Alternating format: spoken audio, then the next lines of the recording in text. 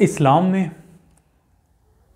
नाच गाना, शराब, ज़िना हराम है। इस्लाम की बात हो रही है। और अगर इसे इस्लाम की सबसे मुक़द्दस जगह, जहाँ पर 5 वक़्त अज़ान होती है और मुअज़्ज़िन लोगों को बुलाता है हय्या अलस सलात एंड हय्या अलल फलाह, उस मुक़द्दस मुकाम यानी मस्जिद के अंदर अगर शराब चले, ज़िना चले, इवन कि फुल एक टेक्नोक्रेट डिस्को पार्टी मस्जिद के अंदर, सुनते ही इसके रोंगटे खड़े हो जाते हैं एकदम। मस्जिद के अंदर हो डिस्को पार्टी, जहाँ पे ज़िना, शराब, हर किस्म का नशा, और फिर ऐसा लिबास जो कि मर्द और औरत को ममनू है एक दूसरे के सामने पहनकर आने से, उस लिबास में नाच गाना चल रहा हो, वो भी मस्जिद के अंदर। सच में यार, कुर्बे क़यामत की निशानी है। कौन सी मस्जिद, कौन सी जगह, जानना है। Stay tune.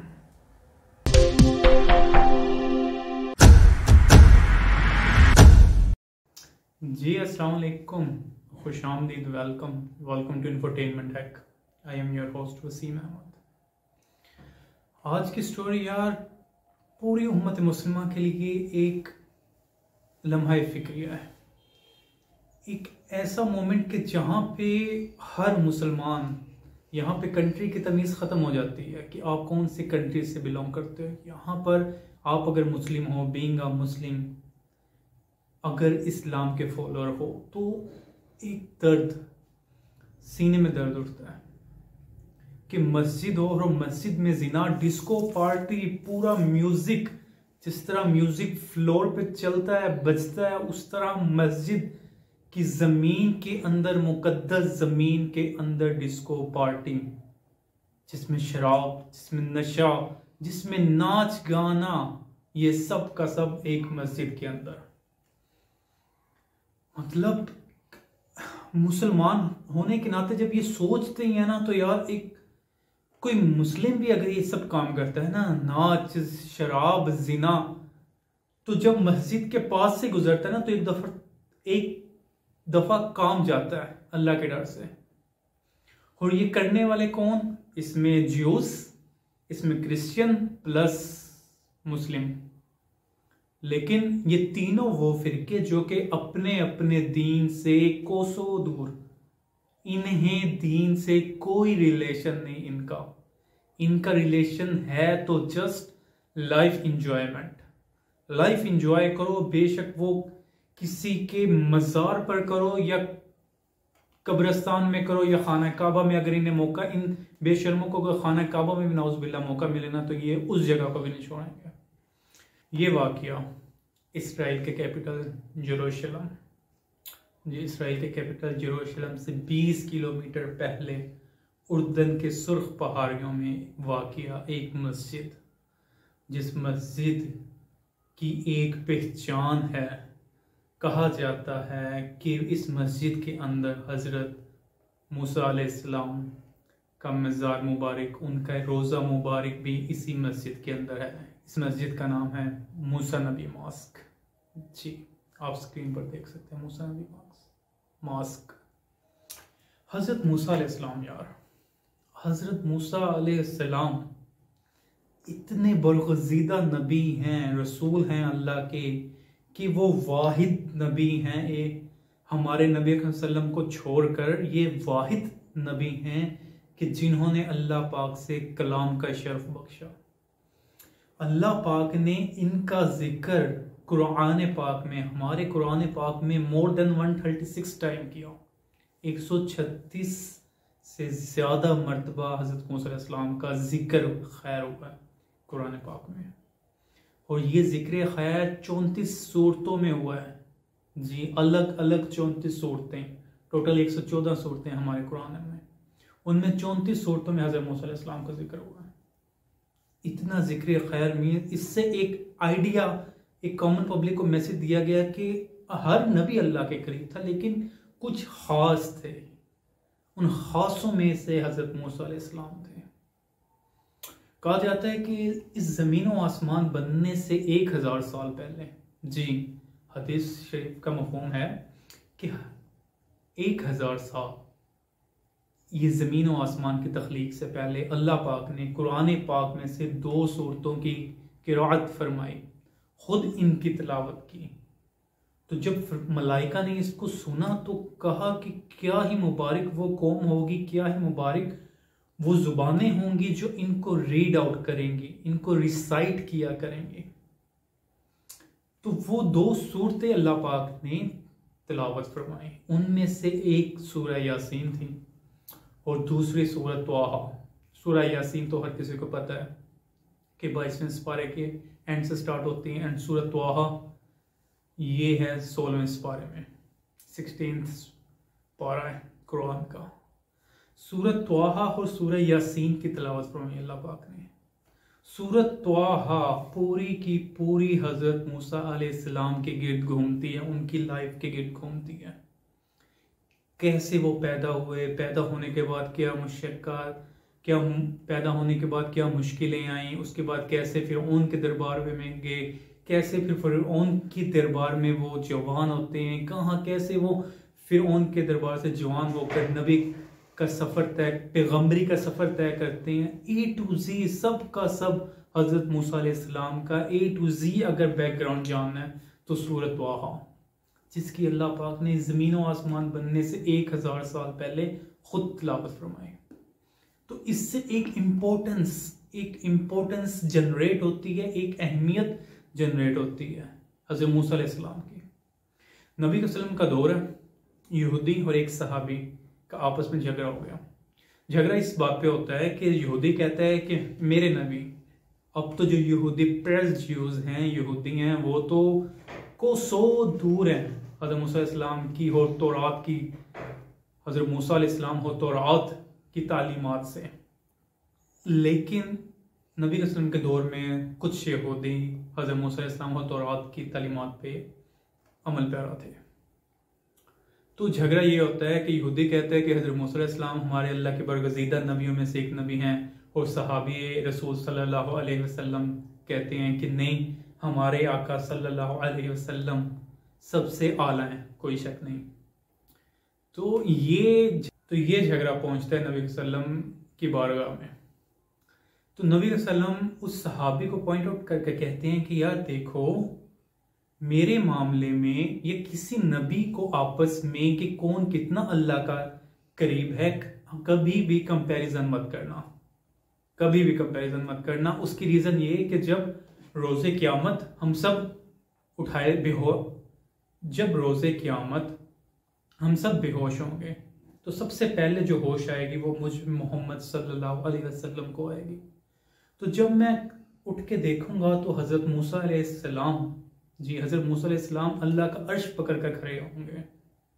तो कौन कितना अल्लाह के करीब है इसका फैसला अल्लाह पर छोड़ दो, इस मामले से जितना दूर हो सके उतना दूर हो। तो ये थोड़ी सी शान थी हज़रत मूसा अलैहिस्सलाम की। उन पे नो डाउट कि 4 आसमानी किताबों में से एक किताब तौरात नाज़िल हुई। तो यार इतने बरगज़ीदा नबी और उनका मिज़ाज, उनका शराइन, उनका रोज़े, जो कि सलाहुद्दीन अय्यूबी रहमतुल्लाह अलैह जब फतुहात कर रहे थे और वो जब ये इसराइल की पट्टी के पास गुजरे और इसराइलियों के इलाकों को भी फतह किया, तो तब अहादीस की रोशनी में और मुकामी उलमा की राय के मुताबिक ये डिसाइड हुआ कि यहाँ पे एक जगह है, अहादीस के मुताबिक भी सुरग पहाड़ियों के पास या सुरग घाटियों के पास हज़रत मूसा अलैहिस्सलाम का रोज़ा मुबारक है। तो उन्होंने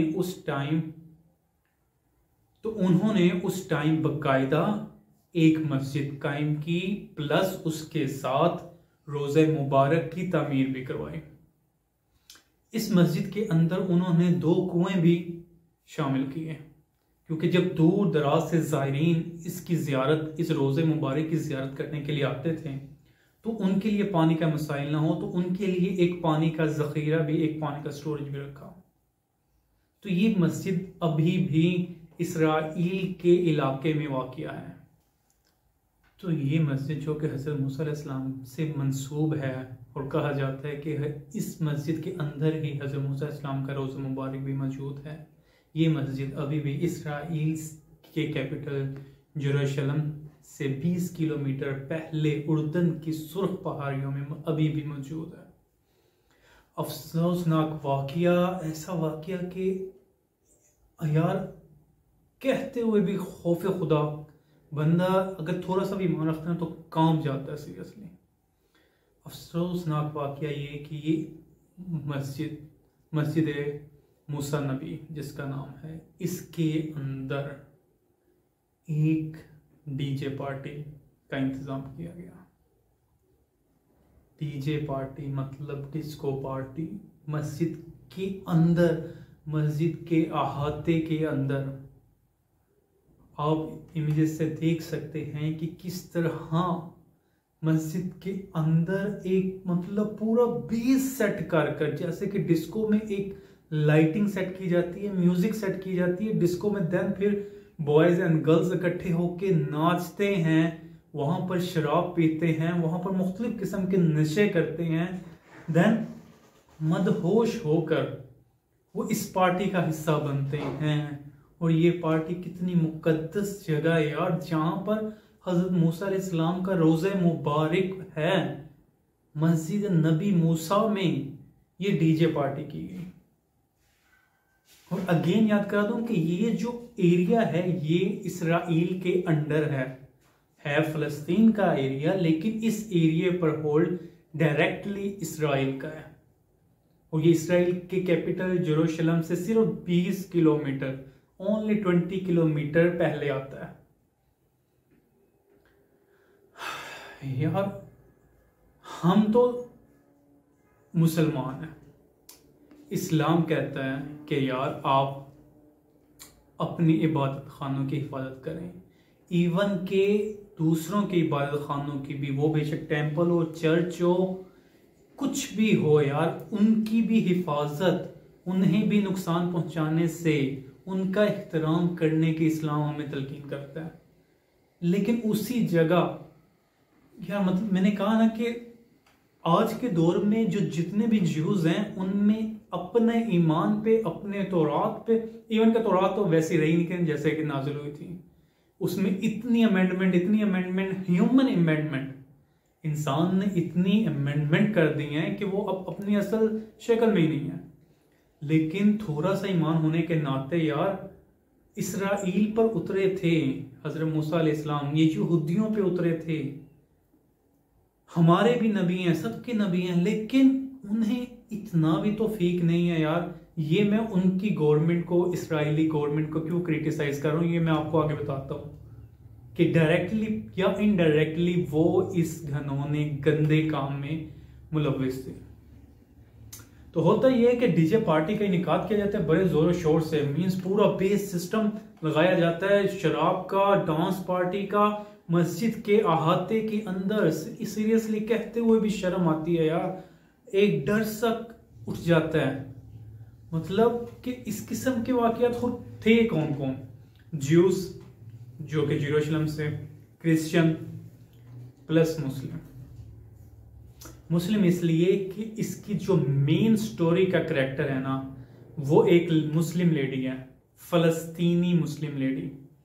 जी, फलस्तीनी डीजे है वो, नाम है उसका समा अब्दुल हादी, कि ऑलरेडी इस किस्म के इवेंट्स को मैनेज करती है। इस किस्म के जब डिस्को नाम लिया जाता है तो एक डिस्को को चलाने वाला है, इंस्ट्रूमेंट को रन आउट करने वाला, प्ले आउट करने वाला एक मेल या फीमेल होते हैं।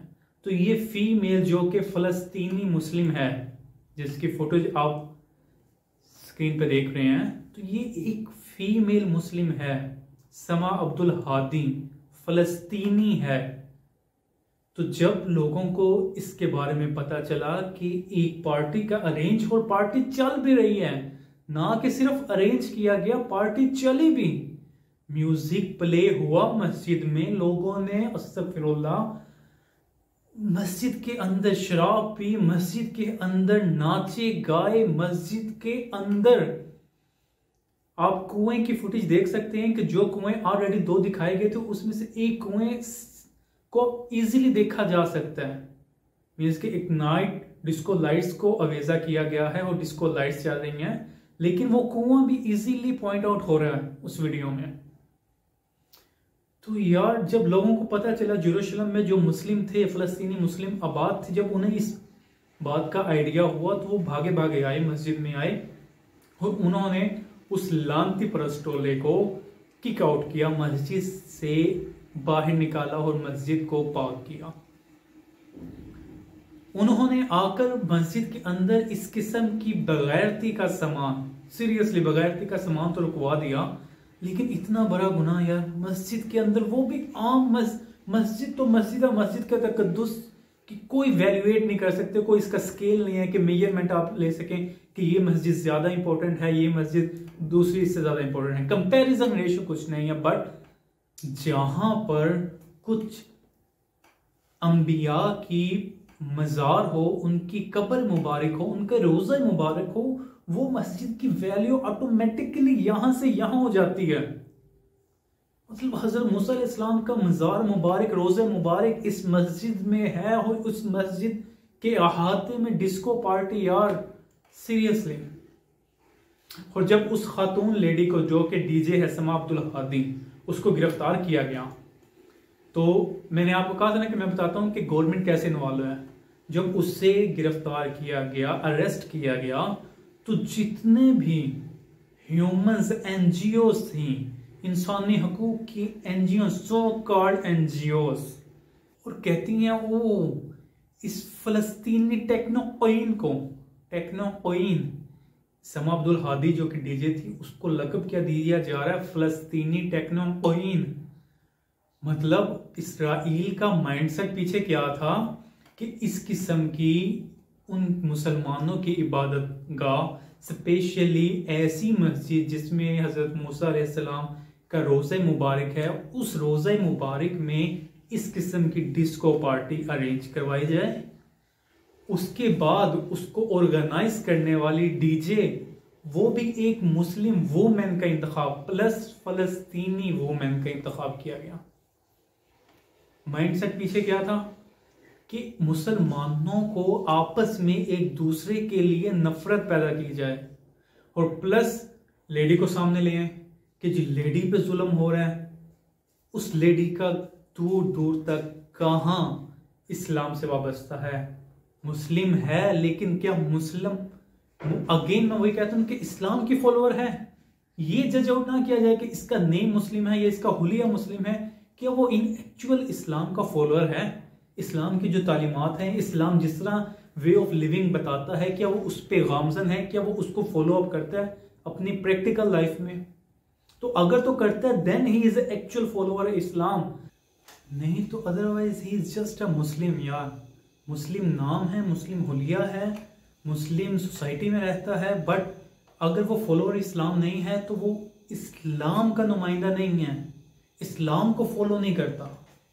ठीक है, तो हुआ ये कि देन जब उसको अरेस्ट किया गया, उस डीजे खातून को, समा अब्दुल हादी को, देन इस्राइली न्यूज़पेपर उसको क्या लक़ब दे रहे हैं, क्या खिताब दे रहे हैं कि फलस्तीनी टेक्नोक्वीन, कि इस फलस्तीनी टेक्नोक्वीन को रिहा करो यार, इस बेचारी का क्या कसूर है, अगर इसने टूरिज्म पॉइंट पर पार्टी कर ही ली, अगर उन अफराद ने जिनको पकड़ा गया, अरेस्ट किया गया, अगर उन्होंने एक टूरिज्म पॉइंट, मतलब अखबार क्या नेम दे रहा है, tourism point. Let me clear one thing, जो रिलीजियस प्लेसेस होती हैं ना, वो बेशक मॉस्क हो, वो श्राइन्स हो, वो बेशक टेंपल हो, वो बेशक चर्च हो, आप उसमें कोई भी ऐसी एक्टिविटी करो जो उस रिलीजन के अगेंस्ट हो, उस रिलीजन के तालीमात के अगेंस्ट हो, तो देन वो कहीं की भी टूरिज्म नहीं होता। फर्स्ट ऑफ ऑल तो ये मतलब कि जो सो कॉल्ड इसराइली है ना, ये जो कहते हैं कि जो टूरिज्म पॉइंट था, यार खौफ खुदा नहीं है तुम लोगों को यार। हजरत मूसा अलैहिस्सलाम का रोज़े मुबारक है और जस्ट तुम उसे एक टूरिज्म पॉइंट कहकर मीन्स के रफा दफा कर रहे हो। कहना क्या चाह रहे हैं ये, इनका माइंड सेट क्या है। सबसे पहले एक मैसेज आता है कि यार मुस्लिम्स, हम इकोनॉमिकली इतने स्ट्रॉन्ग हैं कि वो बेशक आपकी मस्जिद अक्सा हो या मस्जिद मुसा नबी हो, कुछ भी आपकी होली प्लेसेस हों, हम उसको किसी तरह से भी यूटिलाइज कर सकते हैं, किसी तरह से भी उसकी हुर्मत के, क्या कहूं यार। और सेकंड माइंडसेट मींस कि जितना इंटरनेशनल मीडिया प्लस जितने भी ह्यूमंस एनजीओज हैं, इंसानी हकूक के तंजीमें हैं, सब इस लड़की के हक में बोलने लगी कि यार इसको, इस डीजे को, समा अब्दुल हादी डीजे का इसका क्या कसूर है, अगर पार्टी कर ही ली तो देन क्या हुआ। अब इतनी जल्दी यकदम इनको ह्यूमंस याद आ गई, इनको इंसान याद आ गए, इनको इंसानों की परवाह होने लग गई। मीन्स के जो इसराइली पिछले मोर देन 60 साल से ज्यादा फलस्तीनियों के बच्चों पे मिसाइल फेंक रहे हैं, जो इसराइली कमांडोज हैं वो आए दिन मुस्लिम फलस्तीनी औरतों को रेप करते हैं, उनके बच्चों के सामने उनका रेप करते हैं, उनके बच्चों को कत्ल करते हैं, इवन उनके शोहरों को कत्ल करते हैं, इवन के ड्रोन से हमले हो रहे हैं। हर दिन अटैक फलस्तीन पे, नहत्ते फलस्तीनियों पे अटैक किया जा रहा है। देन कोई भी एनजीओ, ह्यूमन एनजीओज नहीं बोलती, इंटरनेशनल मीडिया सो रहा है। देन ये नहीं उठता। अगर इसराइल को इतना ही अपनी पावर पे, अपने ऊपर बिलीव है ना, तो जो वेपन्स आप यूटिलाइज करते हो वो एक दफा फलस्तीनियों को भी दो। यार लड़ने का तो मजा तब आता है ना कि जब मैं किसी से लड़ रहा हूं, मेरा ओपोनेंट है उसके पास भी वैसे ही वेपन्स हैं जैसे मेरे पास हैं। अगर मैं 100 काट के तलवार से लड़ रहा हूं या मैं एक गन से लड़ रहा हूं, तो अगले के पास भी गन है, तो देन लड़ने का मजा है, देन 1 to 1 फाइट का मजा है। एक नहत्ते फलस्तीनी बेचारे मासूम जिन पे आपने कब्जा किया हुआ है, जिन पे rule out, illegally rule out कर रहे हो, उनको अपनी मर्जी से उनके बच्चों से उनकी माओ को छीन लेते हो, बच्चों से उनके बाप को छीन लेते हो, बच्चों से उनके खुराक को छीन लेते हो। खाने पीने के लिए भी उन फलस्तीनी बच्चों के पास कुछ नहीं है। लेकिन ऑन द अदर हैंड ऐसी डीजे, फलस्तीनी डीजे जो कि इनकी मर्जी के मुताबिक अच्छा काम कर रही है, म्यूजिक एक्टिविस्ट है, डीजे पार्टीज को प्ले आउट करती है, उसको अगर वो भी उसकी गलती पर, गलती भी नहीं गुनाह पर अगर अरेस्ट किया गया, तो ये सारे चीख क्यों उठे यार। तो ये कहां की सो कॉल्ड ह्यूमन एनजीओज हैं। ह्यूमन का मतलब सिर्फ ये कि जब आपके राइट के, आपके लिए बेस्ट हो तो देन ह्यूमंस हैं, अदरवाइज वो इंसान भी नहीं है। तो खुदारा यार, हमें बींगा मुस्लिम उम्मत होने के नाते ये तफरीक निकाल दें कि आप पाकिस्तानी हैं, इंडियंस हैं, सऊदियंस हैं, कहां से भी बिलोंग करते हैं, अगर पाकिस्तानी हैं तो सीरियसली आपके दिल पे धड़कते हैं इस किस्म के वाकयात से। तो जब उस टोले को, उस लांती परस्त टोले को मस्जिद से किक आउट किया जा रहा था, तो उन्होंने कहा नहीं जी, हमारे पास तो टूरिज्म मिनिस्ट्री की तरफ से परमिशन ग्रांट है कि हम यहाँ पे डीजे पार्टी कर रहे हैं, तो हम बकायदा परमिशन, लीगली परमिशन लेकर आए थे। और जब इंक्वायरी हेड हुई तो मिनिस्ट्री ऑफ टूरिज्म ने साफ इनकार कर दिया, नहीं हमने तो इन्हें अलाउ ही नहीं किया था कि इस किस्म की होली प्लेसेस पे इस किस्म की पार्टीज को अरेंज किया जाए। तो मतलब क्या कि सिर्फ और सिर्फ इनको शौक है मुसलमानों के दिल दुखाने का, मुसलमानों के मुकद्दस मुकामात की बेहुरमती करने का इनको शौक है। हमें बेंगा उम्मती क्या करना चाहिए? हमें यार इनसे लड़ने के लिए, आज के दौर में लड़ने के लिए वेपन्स नहीं है। आज के दौर में लड़ने के लिए हमारे पास सबसे पहले तो जो हमने अमाल किए हुए हैं, ऐसे अमाल के जिससे अल्लाह पाक नाराज है, सबसे पहले तो हमें तौबा करनी चाहिए। देन खुद को फाइनेंशियली स्ट्रॉन्ग करना चाहिए। आज की जो जंग, आज की जो सुपर पावर बनेगा, वो सिर्फ वो कंट्री बनेगा जो इकोनॉमिकली स्ट्रॉन्ग है। हमारे घर में खुद खाने के लिए ना हो तो जंग पे कैसे जाएंगे? जंग पे जाया जाता है, वो भी जज्बा है, लेकिन आज के दौर की जो डिमांड है वो इकोनॉमिकली स्ट्रॉन्ग हो जाए यार। खुद को इतना इकोनॉमिकली स्ट्रॉन्ग कर लें, दूसरों को हेल्प आउट करें। सिर्फ ये नहीं कि यार मेरी तिजोरी में पैसे जा रहे हैं, मेरा बैंक बैलेंस इंक्रीज हो रहा है, इनफ। ना ना ना, आपके हमसाए, आपके रिलेटिव्स में अगर कोई ऐसा है कि जिसको सपोर्ट की जरूरत है तो उसको सपोर्ट करो। अगर वो अपने पाँव पे खड़ा हो जाता है तो देन वो इन रिटर्न आपको हेल्प आउट करेगा यार। अगर इस तरह हम एक दूसरे को सपोर्ट करने लग जाएं तो एक मुआशरा बिल्डअप हो जाएगा, एक ऐसी सोसाइटी, एक ऐसी नेशन बिल्डअप हो जाएगी जो इकोनॉमिकली स्ट्रॉन्ग होगी। देन हम, वो इसराइल हो, अमेरिका हो, जो भी हो, जो कि मुसलमानों को के ऐसे होली प्लेसेस की बेहुरमती करता है, उनकी आंखों में आंखें डाल के बात कर सकेंगे। अभी तो खुद हम उनसे एड लेते हैं, तो कैसे यार, जब आप अगले से एड लेते हो किसी भी तरह से, इसराइल से नहीं लेते, लेकिन इसराइल अमेरिका को सपोर्ट करता है, अमेरिका से तो एड लेते हो ना यार। तो जब खुद आगे भिखारियों की तरह नेशन मांगती है तो देन वो आपके साथ जो मर्जी करें, मजबूर हो यार। काइंडली एक दूसरे का साथ दें यार। इस्लाम जैसे कि हमें ब्रदरहुड का मशवरा देता है, भाईचारे का, एक दूसरे का सच में भाई भाई बने यार। वीडियो को ज्यादा से ज्यादा शेयर किया जाए कि यार इस किस्म की जो बेहुरमती होती है इस पे नेशन जागे यार। बहुत से मामलात हैं, वो मामलात अपनी जगह, लेकिन ये होली प्लेसेस की हुर्मत का सवाल है यार। इतना शेयर करो कि यार उम्मत एक हो जाए, सीरियसली एक हो जाए। वीडियो अगर आपको आज की अच्छी लगी तो लाइक कर देना यार, चैनल पर नहीं हो तो सब्सक्राइब कर देना। मिलते हैं आपसे न्यू नेक्स्ट वीडियो के साथ, तब तक के लिए अल्लाह हाफिज।